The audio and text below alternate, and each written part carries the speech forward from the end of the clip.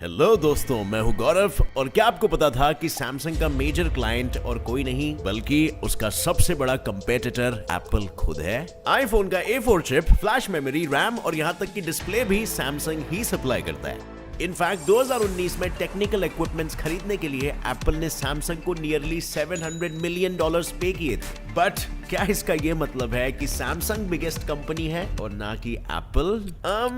शायद नहीं, या शायद हाँ, क्योंकि 2020 के वर्ल्ड इकोनॉमिक फोरम की अगर हम बात करें तो सैमसंग 5th पोजीशन पे था और वहां पर आईफोन 1st रैंक पे था। और सिर्फ यही नहीं, एप्पल ने 2020 में 90.1 मिलियन फोन्स बेचे थे, जहां सैमसंग सिर्फ 73.9 मिलियन ही बेच पाया था। लेकिन इतने सारे प्रोडक्ट्स बेचने के बावजूद भी एप्पल सिर्फ 1% ही की कंट्रीब्यूट कर पा रहा है अमेरिकन जीडीपी में, जबकि साउथ कोरिया का तो 17% जीडीपी अकेला सैमसंग कंट्रीब्यूट कर रहा है। और इन सब के बावजूद भी मार्केट में सबसे ज्यादा क्रेज तो आईफोन्स का ही है। बट यस, इस बात से भी इनकार नहीं कर सकते कि मार्केट में हर तीसरा इंसान सैमसंग यूज कर रहा है। और यही चीज मजबूर करती है मुझे ये सोचने के लिए कि बेहतर कौन है, सैमसंग या एप्पल। क्या एप्पल के महंगे फोन सैमसंग के रीजनेबल फोन से सही में क्वालिटी अपग्रेड है? इन सारे सवालों के जवाब जानने के लिए चलिए शुरू करते हैं आज का ये video titled Samsung versus Apple, which is bigger and who is the best. अब देखो यार, बात चाहे दुश्मनी की हो या शादी की, हम सबसे पहले तो उनकी कुंडली निकालते हैं, राइट? बिल्कुल वैसे ही इन दोनों दुश्मनों की बात चालू हो उससे पहले आइए हम जरा इनकी कुंडली यानी कि इनके इतिहास के बारे में जान लेते हैं। और जहां तक मुझे लगता है एप्पल और स्टीव जॉब्स की कुंडली से तो आप सब पहले से ही भली भांति वाकिफ होंगे, है कि नहीं? आफ्टर ऑल, यहाँ कौन नहीं जानता कि कैसे उन्होंने बस 21 साल की उम्र में एप्पल की कहानी लिखना शुरू कर दिया था, और कैसे स्टीव ने 1998 में पीसी लॉन्च किया, फिर 2001 में iPod, iTunes music store in 2003 और 2007 में आईफोन एंड लास्टली 2010 में आईपैड। और तब से लेके आज तक एप्पल के प्रोडक्ट्स कंज्यूमर्स के दिलों में और इलेक्ट्रॉनिक मार्केट में राज करते आ रहे हैं।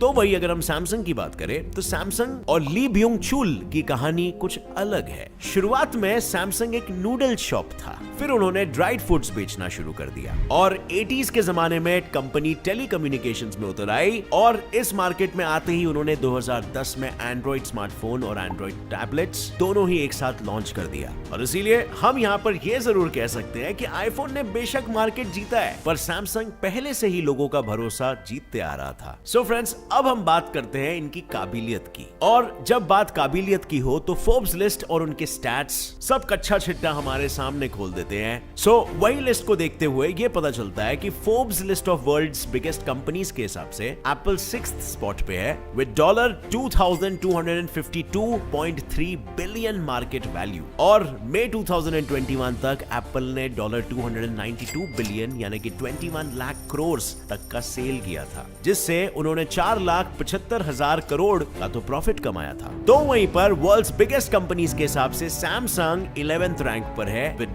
$510.5 बिलियन मार्केट वैल्यू। और यहां पर भी अगर हम मई 2021 तक की बात करें तो सैमसंग ने 14 लाख करोड़ का सेल किया था और उसमें से 1,64,000 करोड़ का तो प्रॉफिट कमाया। अब अगर आपको फोर्ब्स के कंपैरिजंस अटपटे लग रहे हो और समझ के बाहर जा रहे हो तो आइए हम थोड़ा सा नॉर्मल कंपैरिजंस की बात कर लेते हैं। अब फ्रेंड्स, आगे बढ़ने से पहले क्या आपके साथ कभी ऐसा हुआ है कि आपका फोन गुम गया हो और आप उसे ढूंढ नहीं पा रहे हो, या फिर आपके कोई फैमिली मेंबर या बच्चे बाहर कोई नई जगह पे गए हैं लेकिन आपको ये डर है कि वो वहां पे जाते जाते भटक न जाए?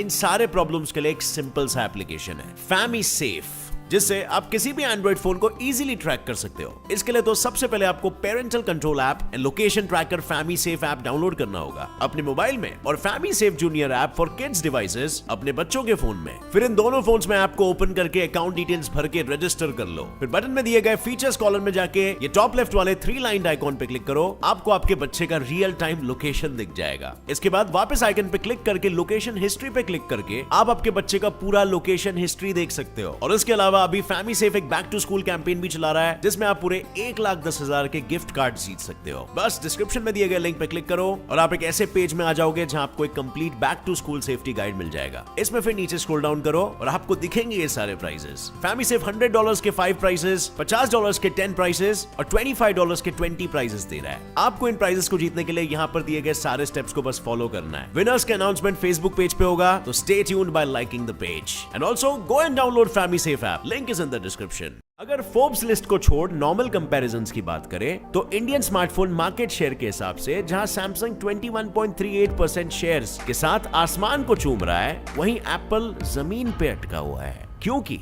इंडियन मार्केट में उसका मार्केट शेयर केवल 2.86% ही है। और सिर्फ मार्केट शेयर ही नहीं बल्कि सैमसंग का वर्कफोर्स भी एप्पल से कई गुना ज्यादा है। जहां सैमसंग में 2,87,439 नंबर ऑफ एम्प्लॉइज है, वहीं एप्पल में केवल 1,47,000 नंबर ऑफ एम्प्लॉइज है। बट यस, एक फील्ड ऐसा भी है जहां एप्पल सैमसंग को अपनी नानी याद दिला रहा है। जानना चाहोगे ऐसी कौन सी फील्ड है वो? जवाब है सेल्स। साल 2020 में एप्पल ने 90.1 मिलियन फोन्स बेचे थे और वहीं सैमसंग के लाख कोशिशों के बाद भी वो सिर्फ 73.9 मिलियन फोन्स ही सेल कर पाया था। और ये मैं वर्ल्ड वाइड सेल्स की बात कर रहा हूं, तो क्लियरली इंडिया में एप्पल इतना सक्सेसफुल नहीं है, बट कहीं और मोस्टली नॉर्थ अमेरिका और यूरोप में वो सेल्स में सैमसंग को हाथों हाथ हरा रहा है। बट अब यहाँ पर यह सवाल खड़ा होता है कि एप्पल इतने ज्यादा फोन्स बेच पा रहा है और उसकी कमाई मतलब प्रॉफिट करोड़ों अरबों में हो रही है, तो क्यों आज भी अमेरिकन जीडीपी में उसका सिर्फ 1% रेवेन्यू ही होता है? क्योंकि जहां तक सैमसंग की बात है, can you imagine it, south Korea की जीडीपी का 17% तो अकेला सैमसंग कंपनी ही कंट्रीब्यूट कर रहा है। और दूसरा सवाल यहाँ पे ये भी उठता है कि सैमसंग इतना कम प्रॉफिट कमाने के बावजूद भी एप्पल से ज्यादा कैसे जीडीपी कंट्रीब्यूट कर रहा है? सो फ्रेंड्स, इसके पीछे का रीजन ये है कि एप्पल कंपनी टैक्स भरने में कुछ तो झोल कर रही है। लाइक 2018 की बात करें तो एप्पल ने तब इतना कमाया था कि वो आराम से 78.6 बिलियन का टैक्स भर सकता था। बट इतनी बड़ी टेक जायंट होने के बावजूद भी उसने अपने एथिक्स को फॉलो नहीं किए और बड़े ही चतुराई से ये पैसे ओवरसीज ही सेटल कर दिए। और ये तो सिर्फ एक एग्जांपल है उन करोड़ों के घोटालों में से, क्योंकि अगर 2009 से लेकर 2012 तक की हम बात करें तो कंपनी ने $74 बिलियन तक का प्रॉफिट कमाया था, टैक्स के नाम पे कुछ पे नहीं किया।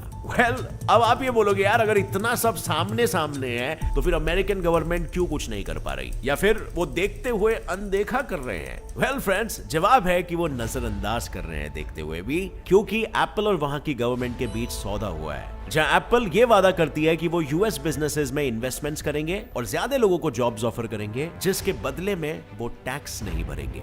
और गवर्नमेंट को वो मिल जाता है जो उन्हें चाहिए और एप्पल को वो मिल जाता है जो उसे चाहिए, जो कि देखा जाए तो एक काइंड ऑफ फेयर डील है। और अब फ्रेंड्स, रही बात कि सैमसंग एप्पल से इतना कम क्यों कमाती है, तो उसके लिए हमें जरा फ्लैशबैक में जाना पड़ेगा। क्योंकि अगर 2016 की हम बात करें तो एप्पल ने मार्केट में 3 न्यू फोन्स इंट्रोड्यूस किए थे और वहीं पर सैमसंग ने 30 न्यू फोन लॉन्च किए थे। बट बिजनेस इनसाइडर के हिसाब से एप्पल ने फिर भी रफली सैमसंग से दुगना कमाया था। और क्यों? वेल, सिंपल सा फंडा, प्रॉफिट मार्जिन। एप्पल की ब्रांड वैल्यू काफी ज्यादा है और साथ ही लोगों में आईफोन्स का क्रेज भी उतना ज्यादा है, सो उस वजह से company profit margin high set कर लेती है। आपने ये अक्सर सुना होगा कि एप्पल का हार्डवेयर आउटडेटेड और चीप होता है, लेकिन फिर भी वो उसके लिए काफी ज्यादा चार्ज करते हैं। और वहीं पर सैमसंग को अपना प्रॉफिट मार्जिन कम रखना पड़ता है, क्योंकि सैमसंग को सिर्फ एप्पल से ही नहीं बल्कि मार्केट के दूसरे एंड्रॉइड कंपनी जैसे कि Xiaomi, Vivo, Oppo से भी compete करना पड़ता है। अगर वो प्रॉफिट ज्यादा कमाने की लालच में जाएगा तो Xiaomi या OnePlus टेक ओवर कर लेगी और नेक्स्ट वीडियो में हम एप्पल वर्सेस सैमसंग नहीं बल्कि एप्पल वर्सेस Xiaomi की बात करने लगेंगे। खैर, ये हुई कंपटीशन और उनके प्रॉफिट मार्जिन्स की बातें। अब ये भी जानते हैं कि सैमसंग जीडीपी में इतनी मात्रा में कैसे कंट्रीब्यूट कर पाता है। वेल, उसका जवाब यह है कि सैमसंग सिर्फ फोन्स ही नहीं बेचता है, सैमसंग और कई सारे सेक्टर्स में है। और उसका वन साइड ऑफ इनकम ये भी है कि वो काफी सारी कंपनीज के लिए फोन के डिस्प्लेज, सॉफ्टवेयर्स, हार्डवेयर्स, फोन के कुछ इंटरनल पार्ट्स मैन्युफैक्चर करता है। और जैसे कि मैंने आपको इंट्रो में कहा था, सैमसंग का मेजर क्लाइंट है खुद एप्पल भी। एप्पल कंपनी भारी मात्रा में सैमसंग से OLED screens, RAM, A4 chip, flash memory और कुछ और इंटरनल पार्ट्स खरीदते हैं। यानी कि स्टैटिस्टिकली देखा जाए तो एप्पल बड़ी कंपनी है क्योंकि वो फोन ज्यादा सेल कर पाती है, पहले रैंक पे भी है एज पर इकोनॉमिक फोरम्स, और साथ ही में उसकी कमाई भी ज्यादा है। बट कंपैरेटिवली अगर देखा जाए तो सैमसंग एप्पल से कई गुना ज्यादा GDP रेवेन्यू भरता है, और साथ ही में सैमसंग के पास वर्कफोर्स भी एप्पल से बड़ी है। तो क्या इसका मतलब सैमसंग को बिगर कंपनी का टाइटल मिलना चाहिए या फिर एप्पल को? वेल, कौन बिगर है ये कहना इतने सारे डेटा के बाद भी मुश्किल हो रहा है ना। सो एक काम करते हैं, पहले इस विषय पर भी थोड़ा बात कर लेते हैं कि कौन सबसे ज्यादा श्रेष्ठ है। I mean, who is the best, Apple या सैमसंग? क्योंकि अगर ये जान लिया तो ऑटोमेटिकली पता चल जाएगा who is bigger, right? But शायद कौन बेस्ट है उसका जवाब भी देना उतना ही मुश्किल होगा, क्योंकि हर किसी का अपना अपना डेफिनेशन होता है बेस्ट टर्म का, और साथ ही में सबके यूजर्स और डिमांड्स भी पर्सन टू पर्सन डिफर करते हैं। हो सकता है मेरी कोई ऐसी डिमांड हो जो एंड्रॉइड में ना हो, तो मेरे हिसाब से तो आईफोन ही बेस्ट हुआ ना। अगर मैं अपने पिताजी की बात करूं तो उन्हें आईफोन यूज करना हार्ड पड़ेगा क्योंकि उन्होंने कभी किया नहीं है। सो उनके हिसाब से सैमसंग बेस्ट होगा। तो ये फैसला ऑब्जेक्टिवली आखिर कैसे होगा कि बेस्ट कौन है? वेल, कुछ फैक्टर्स के बेसिस में हम इनको जज कर सकते हैं। जैसे number 1, supply chain integration. Supply chain integration की बात करें तो एप्पल ज्यादातर इंटरनल हार्डवेयर दूसरे कंपनी से लेता है और खुद के कंपनी में उन पार्ट्स को सिर्फ असेंबल ही करता है। जैसे हमने अभी देखा, काफी सारी चीजें एप्पल सैमसंग से लेता है, बट वही सैमसंग सारी चीजें खुद से बनाता है खुद के लिए। मतलब हम यहाँ पे ये कह सकते हैं कि सेलफोन्स के पार्ट सैमसंग इंडिपेंडेंटली खुद बनाता है, मतलब वो आत्मनिर्भर कंपनी है। नंबर 2, नेटिव सर्विसेज और ऐप इकोसिस्टम्स। अब फ्रेंड्स, इस पॉइंट की बात करें तो शायद एप्पल की बराबरी सैमसंग तो छोड़ो, दूसरी कोई भी फोन की कंपनी नहीं कर सकती। क्यों और कैसे ये मैं बताऊंगा, बट पहले इसका मतलब जान लेते हैं। नेटिव सर्विसेज और ऐप इकोसिस्टम्स यानी कि वो प्रोसेस जहां आपको एप्लीकेशंस और दूसरे सर्विसेज के लिए किसी दूसरी कंपनी के भरोसे रहना पड़ता है। लाइक इफ आप नोटिस करो तो आपको पता चलेगा कि सैमसंग को गूगल पे रिलाई करना पड़ता है अपने सारे सर्विसेज और एप्लीकेशंस के लिए, तो वहीं पर एप्पल के पास अपने खुद का ऐप स्टोर भी है और उनकी सारी सर्विसेज उनकी खुद की है, किसी दूसरी कंपनी की नहीं, और इसीलिए यहाँ पर एप्पल श्रेष्ठ है। So yeah, Apple wins.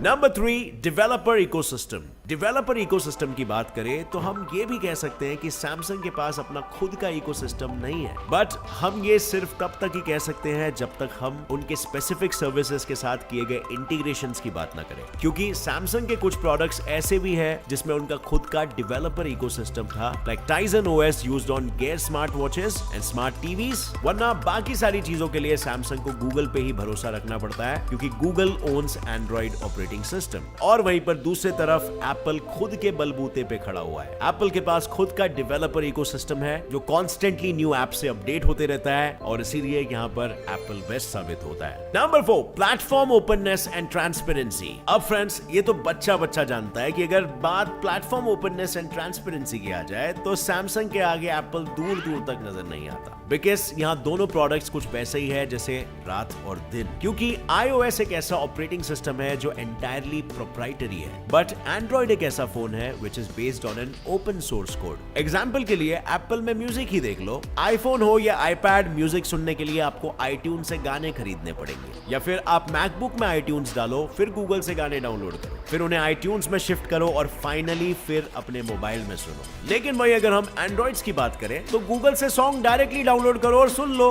बच्चा ये कर सकता है यानी कि नो डाउट इस केस में convenience is the winner and that's why Samsung is the winner. और बाकी इफ आपको अच्छा कैमरा चाहिए या बेस्ट सिक्योरिटी चाहिए तो कुछ को एप्पल बेस्ट लगता है, तो वहीं पर कुछ ऐसे भी लोग हैं जो कहते हैं कि एंड्रॉइड बेस्ट है क्योंकि वो इजी टू यूज है और इसमें कंपैरेटिवली स्पेस ज्यादा होती है, और सबसे बड़ी बात सैमसंग कंपैरेटिवली पॉकेट फ्रेंडली भी होता है, मतलब आपके वॉलेट में छेद नहीं कर देगा। So friends, coming to the conclusion, हम ये कह सकते हैं कि एप्पल कंपनी बेस्ट है in case of sales, quality, security और उसके फीचर्स और उसके सॉफ्टवेयर फीचर्स और यूजेस। इनफैक्ट मार्केट में भी अगर किसी से पूछा जाए तो I think maximum votes Apple को ही मिलेंगे, राइट? बट हम इस बात से इनकार नहीं कर सकते कि सैमसंग बिगर कंपनी है एक्सपेंस में। वो सिर्फ इलेक्ट्रॉनिक मार्केट में ही नहीं बल्कि insurance, tankers, container ship, building construction जैसे 80 डिफरेंट सेक्टर्स में भी है। और ये कंक्लूजन सिर्फ मेरे अकेले का नहीं है बल्कि मार्केट और स्टैट्स अगर देखे जाए तो आपको सारे रिकॉर्ड्स मिल जाएंगे। सो फ्रेंड्स, अब मैं आपसे जानना चाहूंगा कि आपको क्या लगता है, आपके हिसाब से बिगर कंपनी कौन सी है, एप्पल या सैमसंग? आपका जो भी जवाब है नीचे कमेंट सेक्शन में जरूर मेंशन करना। और अगर इस वीडियो से कुछ भी नया सीखने मिला तो एक लाइक जरूर ठोकना। Gets it fly fact channel को अभी सब्सक्राइब कर लो और बेल नोटिफिकेशन ऑन करके ऑल नोटिफिकेशंस का ऑप्शन सिलेक्ट कर लेना, ताकि आगे आने वाली कोई भी इंफॉर्मेटिव वीडियो आप मिस ना कर पाओ। As always subscribers, stay curious, keep learning and keep growing. जय हिंद।